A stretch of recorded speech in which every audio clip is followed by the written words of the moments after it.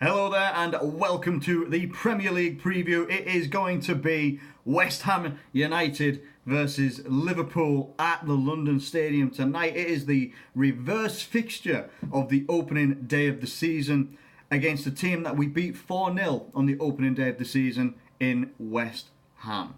West Ham themselves are not in a good vein of form, I should say.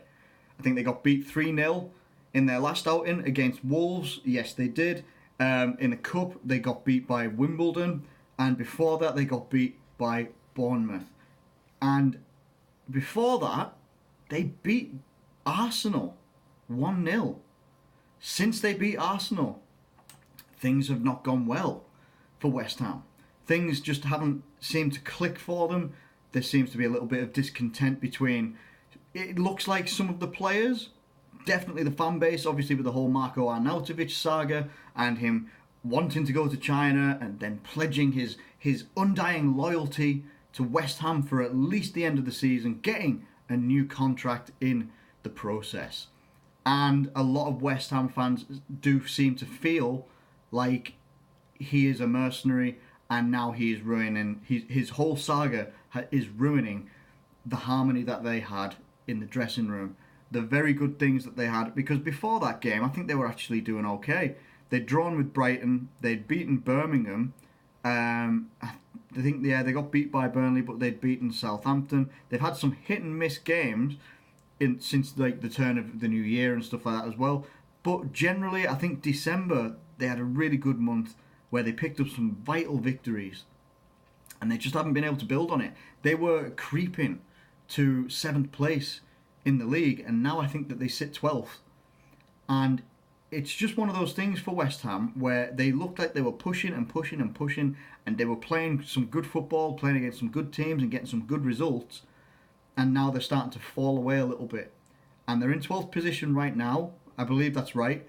They're in 12th position right now, and they're coming up against Liverpool. And it's easy for a lot of people to turn around and say, this is a must-win for Liverpool, which I think that every game is a must-win. I don't care who it's against. I don't care what time of the season it is. From the start of the season, the middle of the season, to the end of the season, every game's a must-win. Doesn't matter to me about points gaps and all that sort of business. We know Man City are right on our necks. They are right up behind us, 2 points behind us. Tottenham are now 4 points behind us. So now there seems to be a little bit of a battle for second. One that we could get dragged into if we don't put in a good performance this evening against West Ham. It's concerning that we are showing defensive frailties after such a solid start to the season defensively. You know, our attacking wasn't the best at the start of the season, but our defence was cleaning up so well.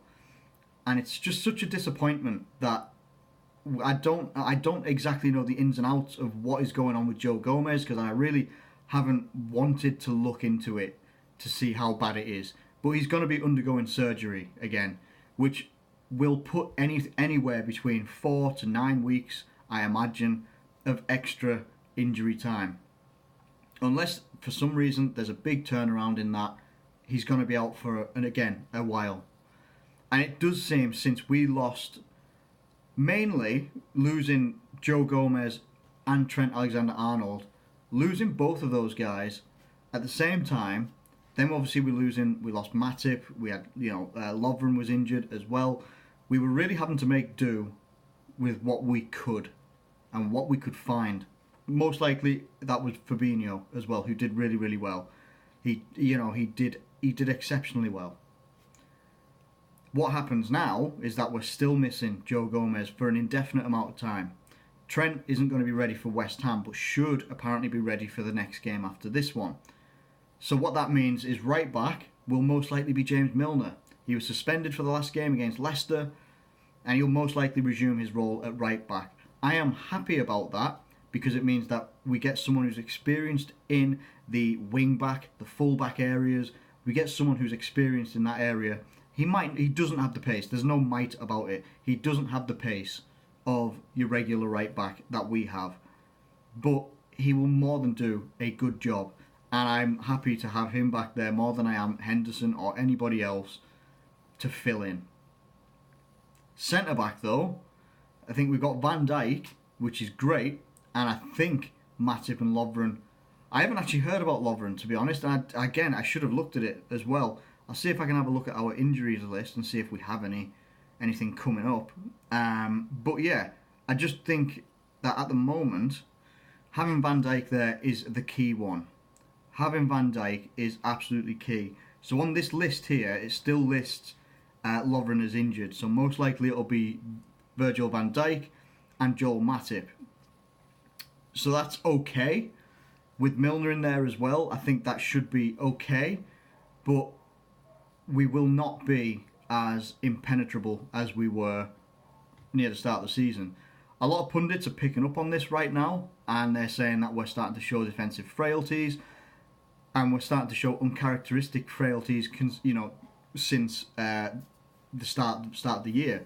That's not really true, to be honest. Like, we've shown a few since Joe Gomez got injured, and it says something when Joe Gomez, Virgil van Dijk, Trent Alexander-Arnold, Andy Robertson, with that back line and Alisson in goal, we were doing exceptionally well.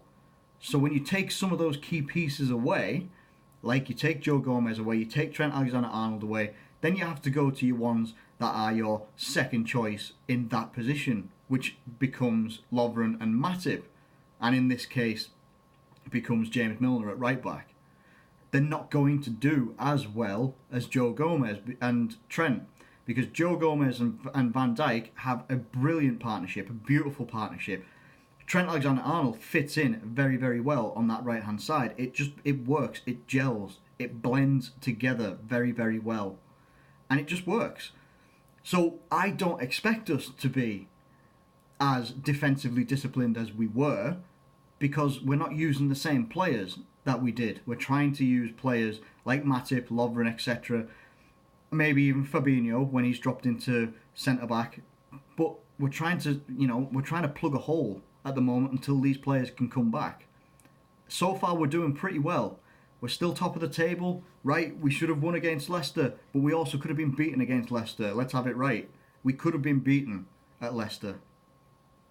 Just the truth. That's all it is. It's just the truth. And there's a lot more onus on the forward players doing their jobs better, just as much as there is about the defence and the midfield doing their jobs better. And this is where I hope that if we're going with a back line of Alisson, Andy Robertson, Virgil van Dijk, Joel Matip and James Milner, well, you're seeing people like This Is Anfield turning around saying, ooh, tough midfield options, tough midfield decisions. Well, sorry, if we've got the options of having Henderson, Fabinho, Wijnaldum, Shaqiri, Naby Keita, not sure where the headache comes from, because you've got options. Got options in midfield, got options from a lot of people, depending on how you're going to line up the midfield. If you go 4-3-3 or 4-2-3-1, you got options. The two players that I feel need to be in there more than anybody is Fabinho and Wijnaldum, especially if we play a 4-2-3-1. They are key. They are key to that formation, and they are brilliant at playing those roles. Now, if we don't play the 4-2-3-1 for whatever reason, then we will be defensively a bit more frail, because it doesn't provide the same cover to the back line as a 4-2-3-1 does. So 4-3-3, yeah, you'd probably see Henderson, Wijnaldum, maybe Fabinho. They probably wouldn't go for the likes of having Shaqiri in there or Naby Keita, because they want to be more defensively solid and take over the midfield battle. Every game will be won in the midfield in the Premier League. If you do not control the midfield, you do not generally control the match, which then means you don't necessarily win. Now, there are obviously, exceptions to that rule. If you've got teams that are good at countering, then yeah, you can sometimes bypass your midfield and just go straight to attacking, and that works for you. Great, that's fair enough. But if we can control the midfield against West Ham, a midfield that doesn't necessarily have the greatest legs in it, and talking about like Mark Noble in there, if you can take advantage of that, brilliant stuff. This is why I think the 4-2-3-1 would work best, because you've got a lot more people in that midfield and a lot more players of ours that can actually circle round and change positions every now and again, like that free-flowing football that we sometimes can do, and we can start to suffocate the midfield and get more creativity up front, which is where the likes of Mohamed Salah, Mane, Firmino are going to have to work harder to produce. They are going to have to work harder. If we play a 4-2-3-1, which I hope we do, then I feel that Shaqiri will be in there. I've got no reason to understand or think any different, because Shaqiri is showing more than Naby Keita is right now. Naby Keita is a good player. He's a very, very good player. But, again, he's just not showing as much as Shaqiri does to me. And that's just to me personally. I might be wrong. Some people might say I'm wrong. That's fine. This is just my opinion, though. Shaqiri shows more, and it seems like he offers more for us. Gives us more dynamism, getting that ball moving forward. He seems to do that much more than anybody else. So that's why I would like him in there. So from my midfield and the front line, Fabinho, Wijnaldum, Shaqiri, Mohamed Salah, Mane and Firmino.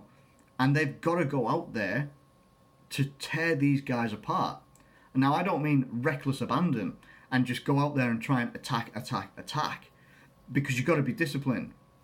Doesn't matter what a team in the Premier League's form is like, because eventually that form will end.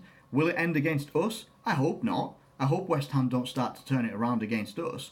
Their fans are nervous about coming to Liverpool because of what happened to them against Wolves. Getting beat 3-0 by Wolves, and then you have to face Liverpool, top of the league. We should be exceptionally confident and be looking at this game going, yeah, get in. Like, we should be looking to score a few goals. But I'm not like that.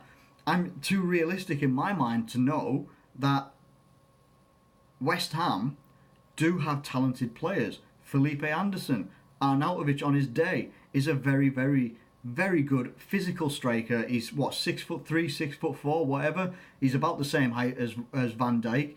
He's a physical presence, he's a physical danger, and he's a good footballer as well. He's not bad, he's just got a bit of a bad attitude sometimes, and he's rubbed the fans up the wrong way. Felipe Anderson, brilliant footballer. He's going to be dangerous. They've got dangerous players. Hopefully we can take advantage of their defensive frailties, but they'll be looking to do the same to us.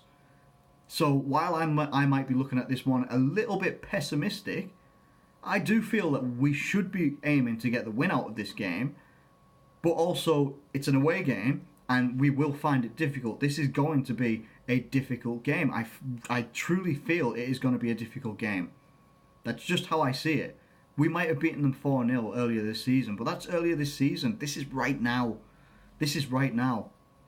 And we need to keep the pressure up, not just on ourselves, but on the teams that are around us that are trying to come for us in first place. Man City and Tottenham, first and foremost. Those are the guys that are trying to take our spot.